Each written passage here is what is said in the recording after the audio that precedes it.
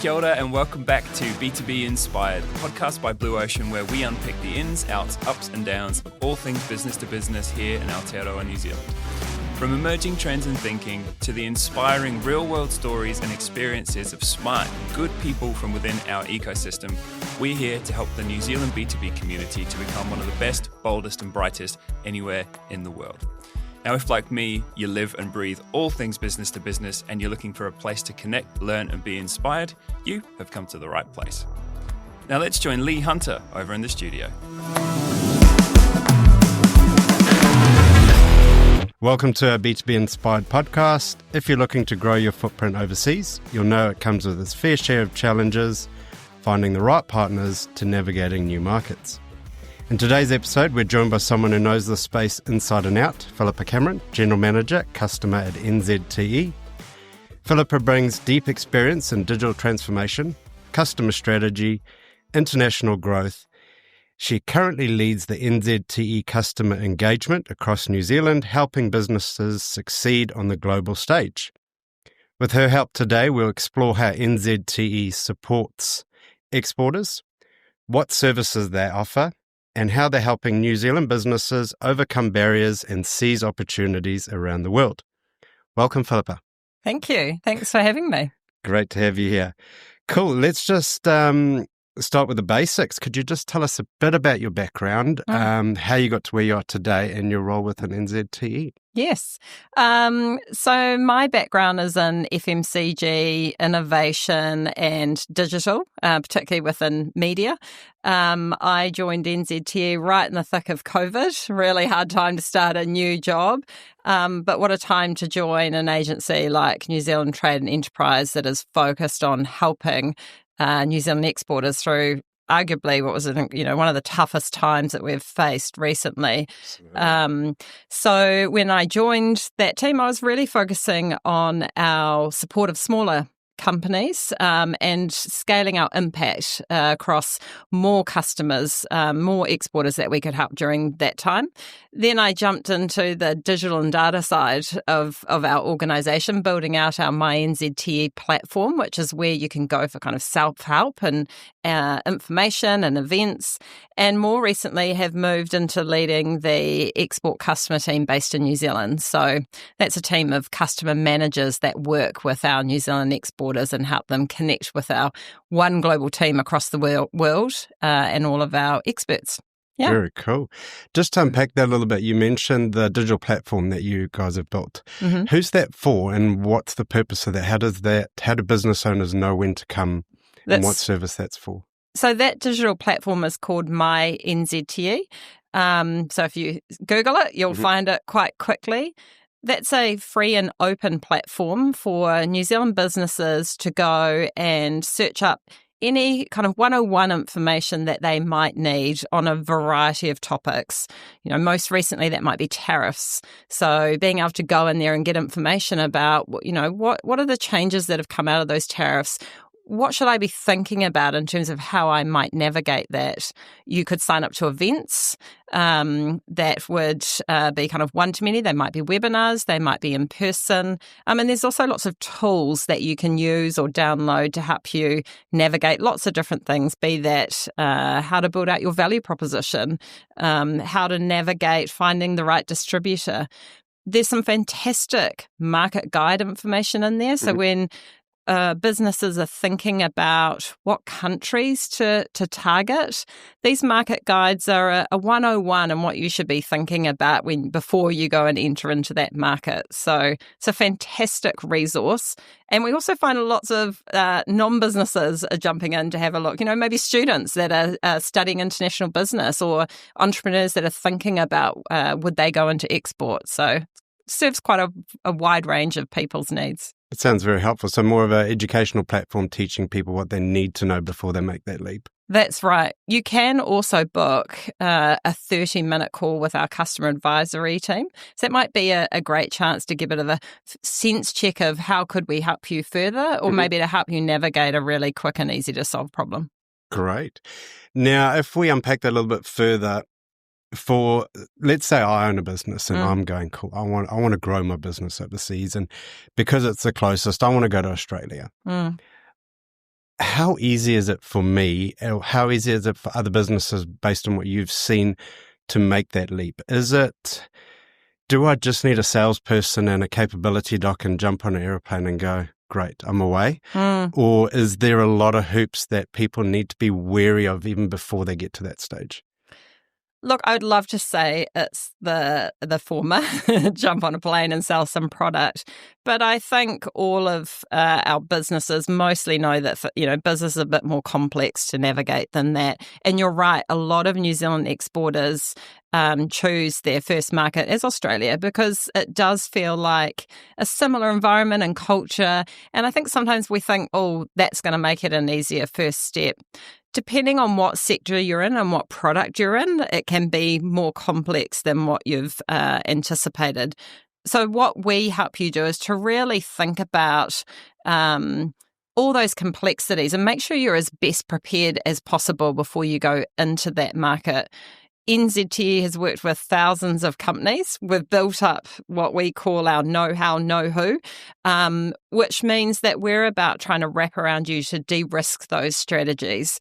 So I would advise anyone to, first of all, jump on my NZTE, have a look at the market guide for Australia. It's going to give you some very good first pointers. Typically what we see as customers venture beyond and into more complex markets, it takes more money, more time, and often requires more presence in market to actually crack the success that they desire. We're often overly ambitious and we under-prepare for those markets. Now, you touched on a very good point because so far, if I'm a business, I can utilize your website to get the information. I can come to you to de-risk. Is the service you provide a subscription service, or is it something that you guys customize depending on who comes to you? It's really interesting question. We're not a subscription service. So let me talk to you a little bit about the expertise and how NZTE works. So we have 700 staff across 47 countries.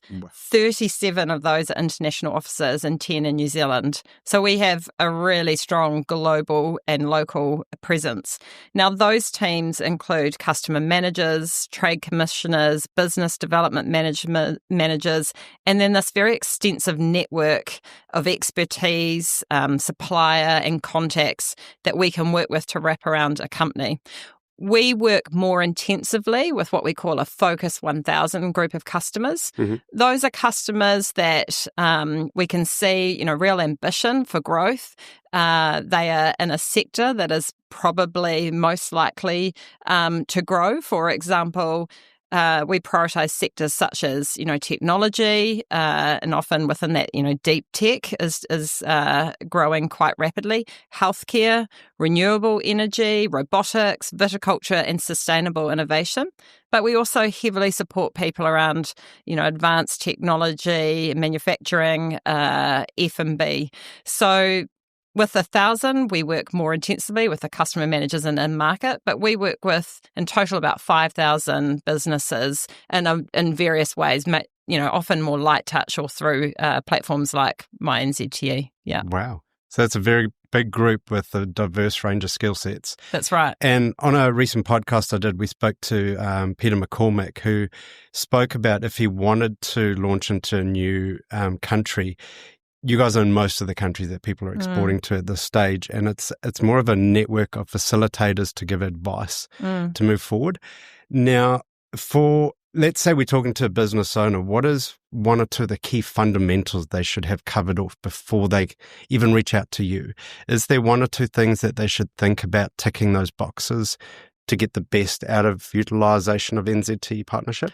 I think one of the best things that organisations can be thinking about is, do they really understand the total addressable market? So what is the opportunity that they are going after?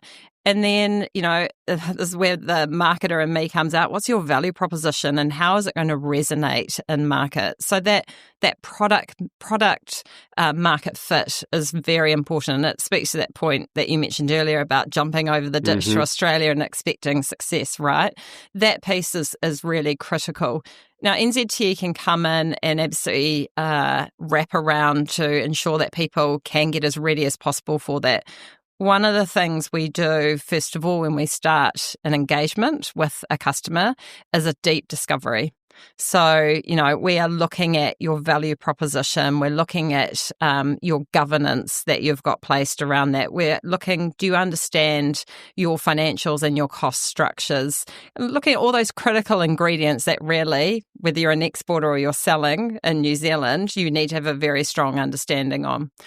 And then what we do is agree with the customer the areas where we think we can add the most value. And it's really a partnership.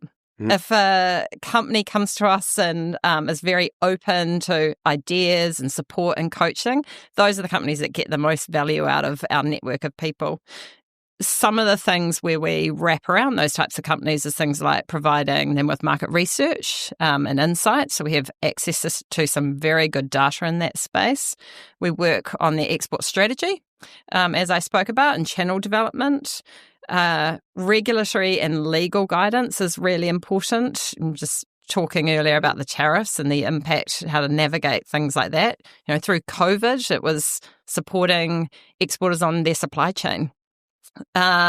Investment readiness and capital raising. I mean, that's a big one for New Zealand businesses as they look to scale. And also, we're part of the New Zealand Inc. Ecosystem. So sometimes we can't help you, but someone like an MFAT or an MPI might be the best connection point. So we help you kind of navigate through that system. But really we're here to try and help you get as ready as possible, help you de-risk your strategy to save time and money ultimately. So, I mean, first of all, that sounds fascinating. It sounds like there's a real partnership and a real connection in de-risking to make that move. Is the NZTE partnership, if I move to Australia and it's successful, I can then just utilise you again to leapfrog to the next country? It's not just a framework to do it once off, because every country is different, obviously. So we've got different challenges, and depending on the business that you work with, is there a checklist on your website for me to say, cool, I've got investment, I've got my strategy, I've got my value proposition? Because obviously, if we're dealing with NZTE, you guys got a big pool of expertise, and I want to make sure I look good as well. I've got $100,000, I've got a salesperson. Do you have a checklist that I need to go through? Is that something you work with me one-on-one to make sure I have? Great question. We definitely have a thing called Export Essentials, which is on our My NZTE platform that you can work through at your own rate. And that is kind of like a checklist. Have you got all those things ready? If you don't, there's tools and guidance on how to get prepared for that. A lot of companies come to us with some of those things ready and some blind spots and some areas where they actively have a specific need that they want us to wrap around them. So yes, again, encourage you to have a look at that, think about that work. And as you say, as companies choose to jump into different markets, often they've started to build that muscle and that groundwork's really done. And it's about fine-tuning and tweaking it for each of the markets. But look, we're very customer-centric and wrap around the customer. So often customers are in multiple markets when they are connecting with us, and we may work most intensively on the biggest opportunity at that point of time. Okay. So it's not necessarily a sequential process. We may work in multiple markets with a company at once, or we may focus first on the biggest opportunity and then move to the next. And that's really a conversation that happens between the customer manager, the in-market team, and the customer themselves. Because I like what you said before, having a marketing hat on. If I'm a business in New Zealand, I've got an idea of what my customer is, what my value proposition to them is. And I'm assuming in most cases they're going, well, my customer's the same in Australia. My value proposition's the same. My brand should be the same. Do you see that? Do you see not just business owners making the assumption that all customers are the same in different countries, but you having to adapt and work with them on changing that value proposition, or are they pretty similar? I think it depends on the maturity of the company or even potentially the entrepreneur that you're working with. Sometimes we'll be working with business owners that are onto their third startup. Yeah. They know exactly what they need to do, and we need to move at pace and really wrap around them to help support them rather than to get in their way. Other companies are, very much more earlier on in that journey. When you look at New Zealand businesses, a lot of them are 5 people and less, right? As you'll know. So you've got a person trying to wear multiple hats to do that. And our job is to really just help wrap around and sometimes fill that gap or help guide and support them through that. One of the things I really love about what we do, and I hear when I go out on customer visits, is the connections we can make between customers. So that might be a young CEO leading a business through a period of growth and matching them with a more mature, experienced CEO to help them, from a coaching perspective and a support perspective. It might be matching a customer that is facing the same problem in their supply chain in Japan, in FMB, with another customer that has a similar challenge. So that kind of peer-to-peer network piece is really valuable and can be well matched to wherever that business is on their exporting journey. Wow, that's incredible. So one other thing just to touch on because of your background, if I've got a product and I'm in manufacture and I am exporting overseas, NZTE offer a wealth of knowledge in terms of understanding the market, the connections. How important is it for a business owner, or how does NZTE fit in when I'm looking at distribution or factories or that sort of setup if I actually then need to produce in those countries, not just sell? Great question. Look, our in-market staff are incredibly knowledgeable. Sometimes this means that we are not only leveraging our beachheads, so we might have, for example, in America, someone that is an expert in how to engage with a Walmart or a Target and can really help you understand what does that path to entry look like to get into that market.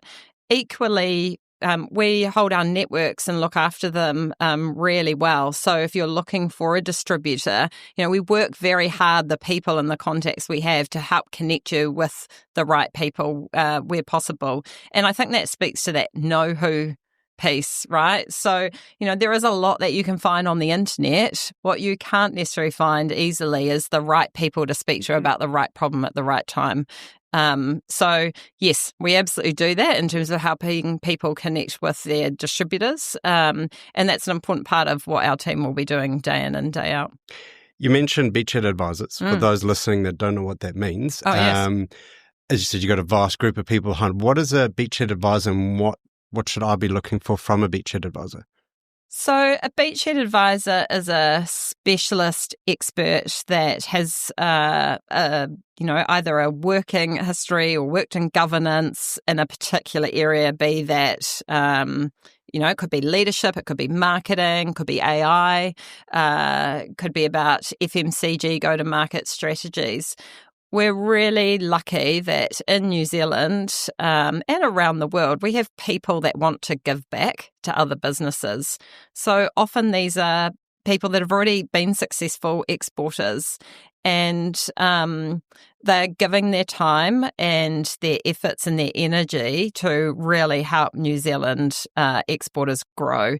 I was actually at a meeting with about 20 of our beachheads in Auckland yesterday, and just the energy and passion for New Zealand, for the ambition of the government around doubling the value of exports.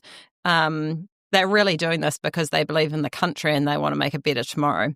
So, instead of our team of 700 trying to be experts on everything, we leverage that model to bring in the right person at the right time to really wrap around our customers. So, it's a fantastic concept that works incredibly well for us, and often also means that their customers hearing a fresh voice can challenge them a bit more intentionally and specifically, and also really help them with proven strategies. So I think they're a very valuable part of what we offer.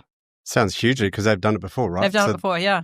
And time again. Time and time again. Yes. So that's brilliant. So they obviously there to help us find those trapdoors to make it more successful, get there quicker, or to de-risk, as you say, which is so valuable. Yeah, that's right. Especially when it's so scary to make that leap forward.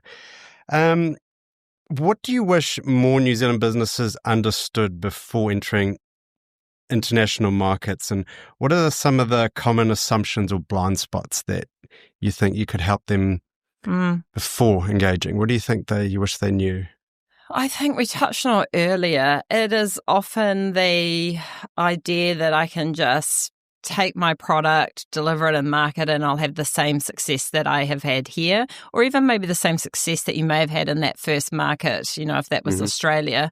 When you look at a region like NAM, what we hear is you really need to have a lot of presence in market. So, sometimes one of the things we can help with through our International Growth Fund is to actually help organisations to fund presence in market, be that the right salesperson. I heard recently from our North America team who came down to New Zealand, and they talked about the importance of having the right salesperson and the right incentives. Very incentive driven in that market. So if you want someone to go out and sell your product, you really need to understand the cultural norms in which you're operating. So the regular ones are that product market fit, the timeline, the amount of time it takes, the investment and the presence in market. I think in some of our Asian countries as well, it's about the cultural norms of doing business that many would not really understand, but you quickly, once you've been in market, get a sense that, things are done differently here. And the importance of building those trusted relationships with suppliers or partners, a lot of that is face-to-face and takes quite a long time to build that relationship. So that's probably the key ones. Yes. I'm sure there's many, many more, but it's a tricky one to navigate, that's Absolutely. For sure. Now, you touched on something new, because what I first picked up on is you provide the educational platform, you provide knowledge, you provide a network, but you've just mentioned funding. So I've got probably a lot of listeners going, hang on, NZTE offer funding for global presence. What sort of funding models does NZTE offer, and who's that for? So when we work with our Focus 1000, we have a small fund and where we can wrap around to help for growth and expansion. So, this is a very contestable fund that is highly targeted to very well prepared companies, and we work with them to identify, would they be the right customers to be able to seek that funding and support. And it requires a lot of investment and time in terms of making sure you've got a really great project plan and business plan. And then we work alongside them over the period of time in which that fund's available to them to make sure that they're hitting those milestones and really delivering on that. And as I said, we've got customers that have used that to help them get a person in market. One of the examples I have is Sin7. So in March 2021, NZTE provided an expansion IGF, which is the International Growth Fund I was talking about, to help Sin7 expand into North America following the COVID impact on retail. And so for them, this facilitated their growth, and they went from $20.6 million in FY20 to over $90 million 4 years later. Now, that IGF was just one part of what we did to wrap around them. But, funding is a big challenge for New Zealand businesses as we go into expanding. And this is one way in which we can help support and wrap around our customers. Wow, that's a really good success story. Yeah, it's an amazing company. Yeah. If we're talking to an audience that, as you say, you offer varied services depending on what they need. If there's one statement that we want to go to the market for, when to call the Ghostbusters, when and what does a business look like to be ideal for NZTE to help them take the next step? When should I be calling you? Well, I think the first thing I'd say is see what you can find easily on the website. There just is a heap of resource on that site, and you might be able to help yourself and not actually have to make the call. But I think the biggest thing there is, we don't just help the super big companies. We really do work with a lot of the smaller startups that have ambition to grow. Ideally are at that stage where they're starting to see sales. So they're starting to commercialize their product. They can start to see what markets they're going to go after. Those are the companies where we can really start to add immediate value. And I think if you're coming across any roadblock in terms of exporting, be that you're unsure about your pricing, you need help finding a distributor, you don't know what you don't know, reach out, talk to the team about the problem, and be open to the different ways in which they can help give you, guidance. So, yeah, we're there to support all New Zealand exporters in different levels and different ways. But I would just say if you reach out because you have come across a problem, we'll do our very best to wrap around and help you. That's brilliant. Now, there's going to be a few listeners that probably want me to ask this question. Let's say I've got my product, I'm doing well, I want to go overseas because I see a potential market fit. My value problem is pretty good. Do I need a lot of money? Do I have to come cashed up to this meeting saying, I'm going to invest this money over there, or can I come to you and say, is there an opportunity even before I look at my bank account? Do I have to have a lot of money in my bank to even think about moving? Look, I think you really do need to understand your business model. So some business models are going to take a lot more money than others, right? And I think understanding deeply, or as best as you can, what's the opportunity in market. It's all about understanding what is that opportunity and the reality of that growth. So, as we work with our teams around the globe, we can see particular sectors that, are stronger in particular markets. And we're going to really wrap around those where we believe actually there is a really great value proposition here. There is a market that is saying, we want these types of products. And if a firm is getting investment from VCs or private equity, that's a pretty good signal that that there's a good opportunity sitting around this product and with the team that are leading that business. So we're looking at all those things. I mean, I think it does really help to have money behind you, or at least a very deep understanding of how you are going to get into growth and into revenue growth. But a lot of these technology companies and deep technology companies are pre-rev for a long time, right? And then they will suddenly go gangbusters and really go through the roof. So again, I think they really understand their product and what they're offering for the market. That's really key. Now, if I'm looking, because of your background as well being in the digital space, is it easier to sell digital services overseas than it is the tangible products, like manufacturing, because you could be sold online by just launching a website over there? Do you see that being a lot easier and a lot less roadblocks for digital services to grow, or is it about the same? I think they move a lot quicker to market. They have the ability to move a lot quicker to market. One of the complexities is actually they're borderless. So where do they start? So one of the things you can see is, a very broad, I wouldn't even call it targeting, but, there's broad opportunity, which can actually be a hindrance versus a company that is very focusing in on a market with very specific branding, very specific sales drives. So it's different challenges in that space. And look, I think just understanding the, I suppose that revenue model and where is the money going to come from in the end is critically important. As I said, these companies are sometimes getting 30, 50 customers to start off with, but in order to keep scaling that business, they really need to be able to see where that revenue growth is going to come from and how they're going to grow that audience. So we work with quite a few technology companies, gaming companies. A lot of them are going offshore to look at the trade shows that are happening in that space. And we do have to work with them and think about their business in a different way. So it forces us to stay on our game, that's for sure. And that's why we have those sector models where we have some deep specialists that can really wrap around the kind of tech and services, for example, versus the traditional more food and beverage, meat and produce, etc.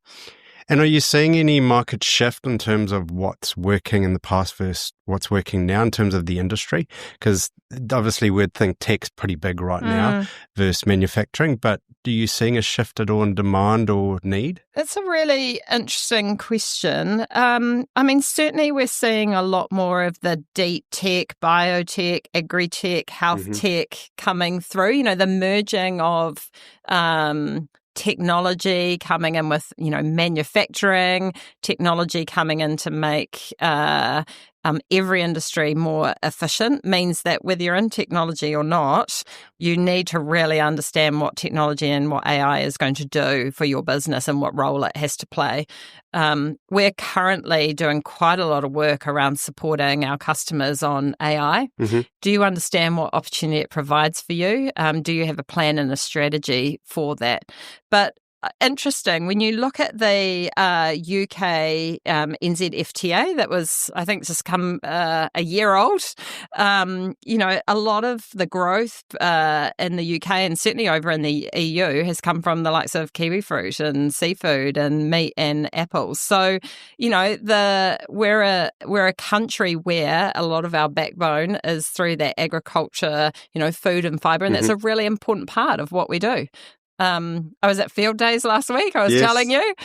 So amazing to see even the innovation that is coming through some of those traditional areas. You know, something to be really proud of, I think, our work in this space.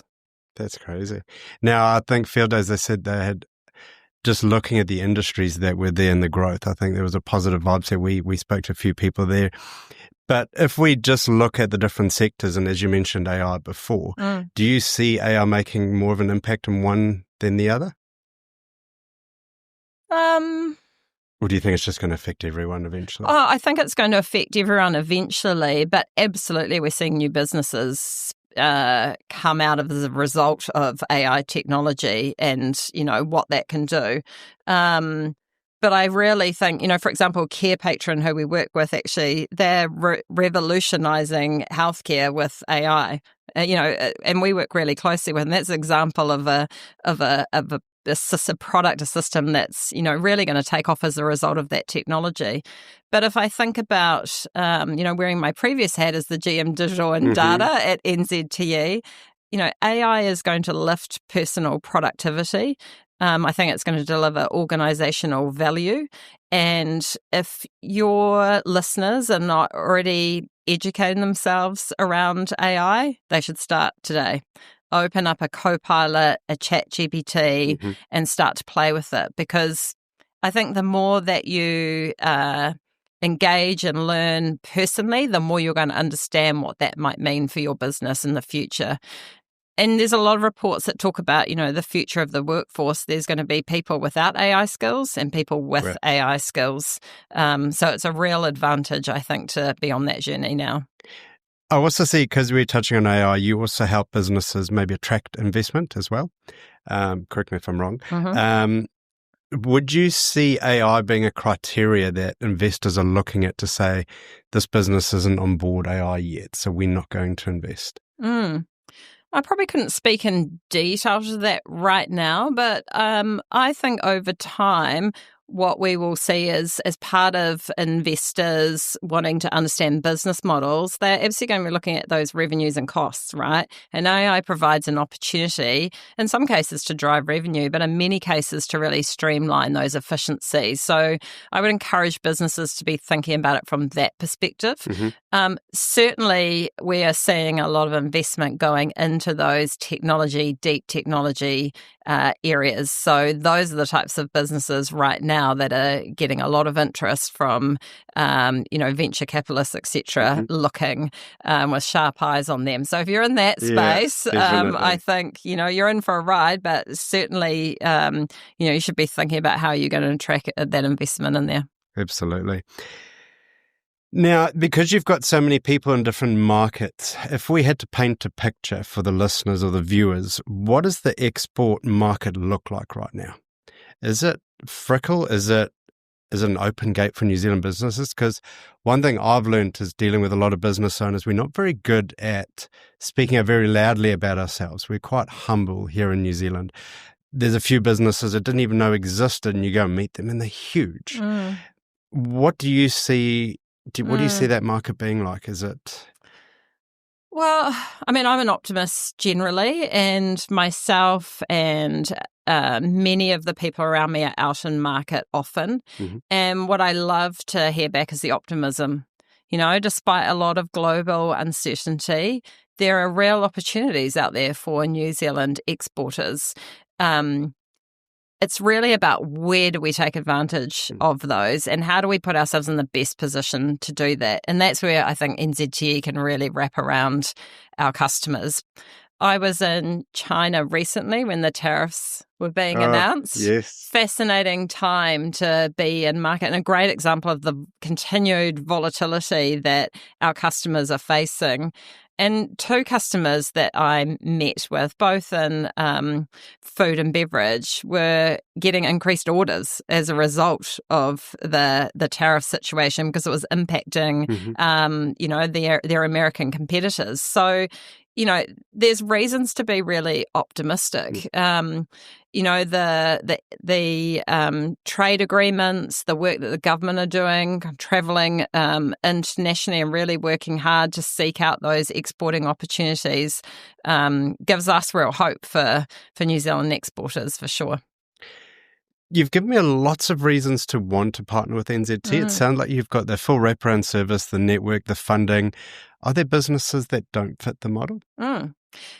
If you're a business that hasn't proven, it's kind of pre-commercialization, still thinking, you're validating your product, you're still in research, you aren't actually at the point of being ready to go to market and sell, maybe you don't have any sales at all, the businesses are probably a bit too early for us. Okay. We're really focused on helping you select the right market to enter into, helping you with that market entry, and then helping you expand as a business. So that's more where we play in our sweet spot. Now, you did mention that you help look at the business model, the value proposition. If you look, let's say I came partnered with you and you looked at my business and you identified 3 or 4 things that were missing, do you actually help me develop those, or do you put partners or people with me to develop or to plug those holes?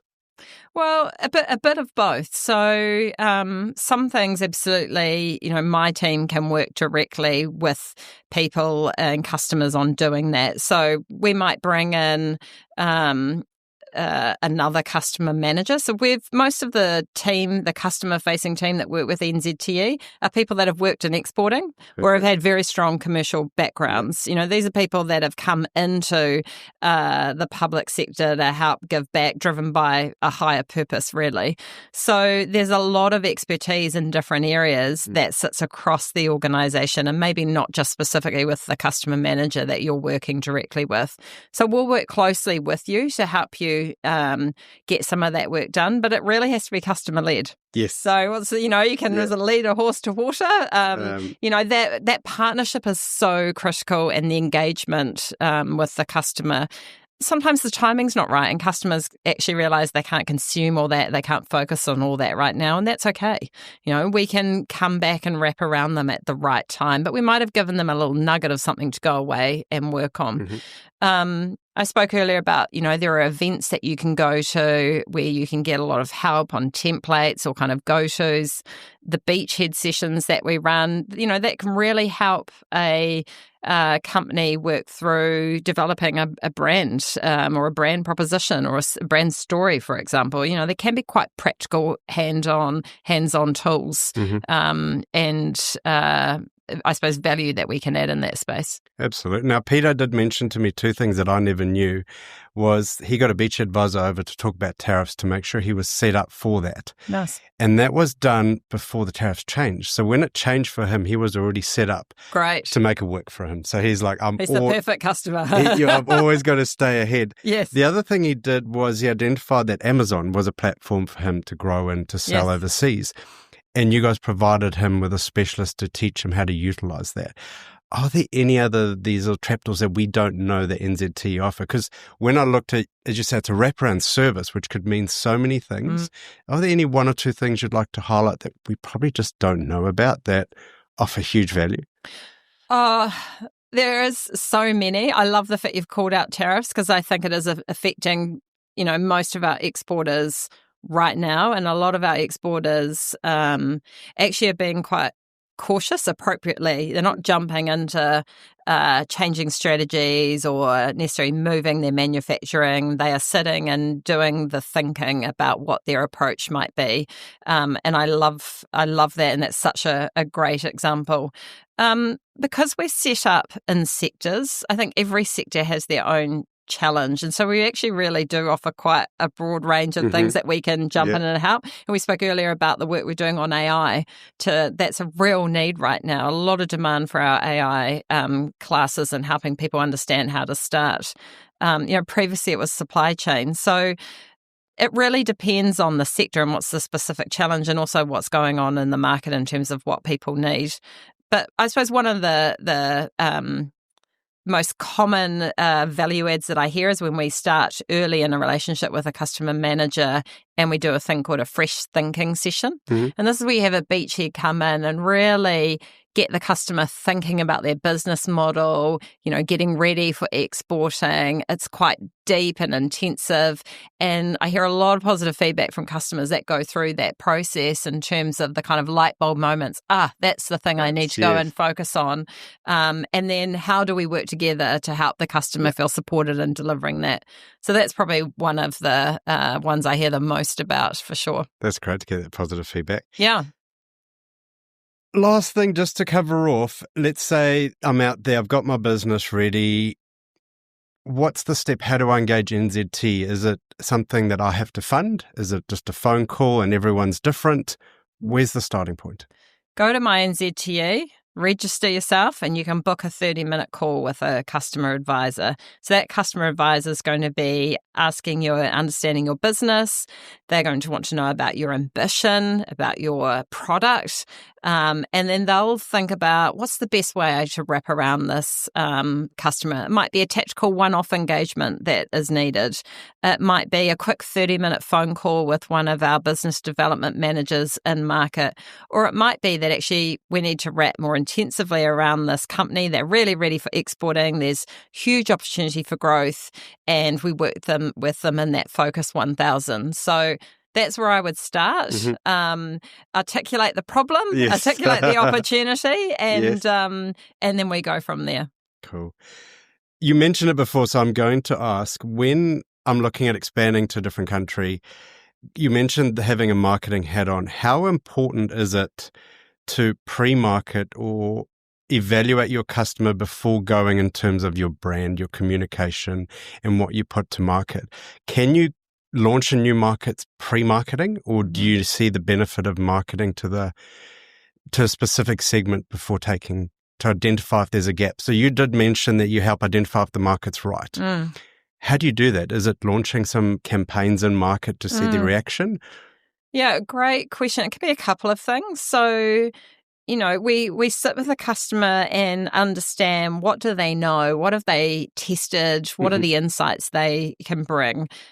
We have a market research team that can also bring really rich insights. It could be, detailed information around what's happening in the honey market in Singapore, in a specific, area or retail space. So there's lots of things that we can bring. The customer manager can connect with the BDM in market. What have you seen there? Talk to us about the competitors. What's the biggest challenge you think will be facing this company, even down to helping the customer understand what the supermarket aisle looks like in terms of how their packaging will stand out versus the competition. So, it can absolutely be right down to the how do we launch, how do we be very focused, what's the account we're going to target, how are we going to test or research that specific brand and value proposition. But it could also be much more light touch. What are the early indications that would say, yes, you're on the right track, or no, you're not. So there's lots of levers we can pull there. And I think that's where that in-market beachhead can be really relevant. So specialists that have lived and breathed in that market, in that sector, has seen the problems that exporters make time and time again, and half an hour, 45 minutes with them can be absolute gold.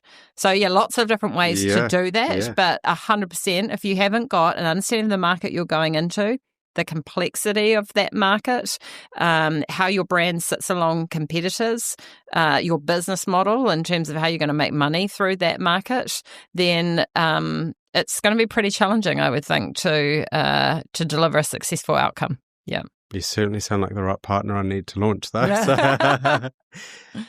Cool. That's a wrap, unless there's any other thing that you think would benefit the listeners. I mean, we've covered off everything from the knowledge, the learning, the network, the funding, the beachhead advisors, the full wraparound service. And I think what stood out to me is the de-risking. To me, it can be so exciting thing I can launch and I'm going to make all this money and all this success, but there's so much risk. But the risk, I think what I've taken away from today is not understanding your customer and getting that. So my last question for you is, how often do you see it going wrong? Where someone's gone overseas and they've done what they think with their brand, misunderstood the customer, and then have to come back to you and go, please help. I should have been in market. I should have pre-tested it. Do you see it going wrong very often? I mean, you do. And, by going wrong, it can mean you pull out of that market. We've absolutely seen that. We've seen customers then go back in again with, more money, more scar tissue, better preparation, and delivering better results. But, ultimately customers, this is their business. Where they want to go, we can absolutely give them guidance and insight. But where we really aim to add value is try to get very focused on the greatest opportunity, where we can wrap around them, and what's the plan to deliver that. So, if the customer's up for that, then I think, as you say, that kind of knowledge of working with thousands of customers, we can bring to the forefront to help them save time and hopefully save money and deliver a great story for New Zealand and hopefully deliver real value to, the future of New Zealand tomorrow. So, to all your listeners, it's amazing what they're doing with their businesses. No one goes in this for an easy job. It is hard graft.